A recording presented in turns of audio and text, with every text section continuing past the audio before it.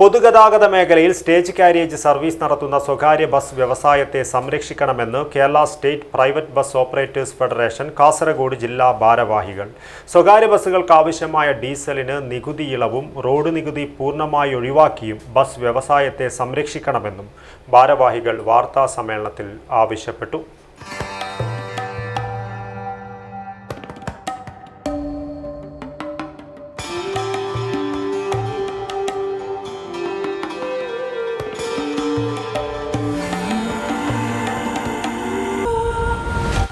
Shopika Weddings, the bridal legacy. ബസ്സിൽ സ്വകാര്യ ബസ്സിൽ യാത്രക്കാരെ കിട്ടാത്ത ഒരു അവസ്ഥയാണ് വരുന്നത്. ഏകദേശം 4000 കോടി രൂപ മുടക്കിയിട്ടാണ് ഞങ്ങൾ കേരളത്തിലെ സ്വകാര്യ ബസ്സുകൾ സർവീസ് നടത്തുന്നത്. ഇന്ന് വരെ ഈ സ്വകാര്യ ബസ്സിനെ വ്യവസായമായിട്ട് സർക്കാർ പ്രഖ്യാപിച്ചിട്ടില്ല.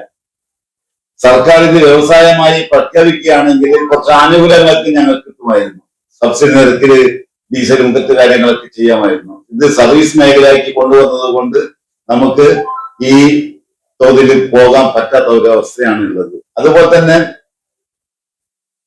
ഈ പെർമിറ്റിന്റെ കാര്യത്തിൽ മിക്ക പെർമിറ്റ് ഇപ്പൊ 34,000 സ്വകാര്യ ബസ്സുകൾ സർവീസ് നടത്തുന്ന കേരളത്തിൽ 8,000 പരം ബസ്സുകൾ മാത്രമേ സർവീസ് നടത്തുന്നുള്ളൂ. അതിൽ കുറെ ബസ്സുകൾ നിർത്തിവെക്കേണ്ടി വന്ന് കേസ് സുപ്രീം കോടതി വരെ പോകേണ്ടി വന്നു.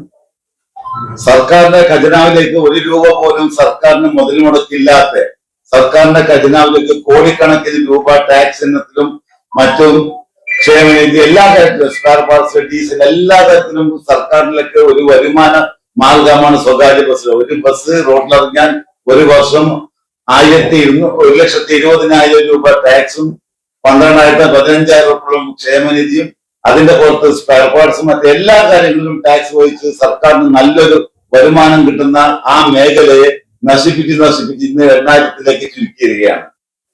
അപ്പോൾ ഇത്തരമുള്ള കാര്യങ്ങൾ മുൻനിർത്തിക്കൊണ്ട് ഞങ്ങളുടെ സ്വകാര്യ ബസ്സുകൾ 8-ാം തീയതി കേരളത്തിലെ എല്ലാ ഹെഡ് പോസ്റ്റ് ഓഫീസിന് മുന്നിൽ ഞങ്ങൾ ധർണാ സമരം നടത്തുകയാണ്. ജില്ലാ president K Girish, secretary T Lakshmanan, central committee അംഗം CA മുഹമ്മദ് കുഞ്ഞ്, വൈസ് പ്രസിഡന്റ് PM മുഹമ്മദ് കുഞ്ഞ് എന്നിവർ വാർത്താസമ്മേളനത്തിൽ പങ്കെടുത്തു. News bureau, Kasaragod.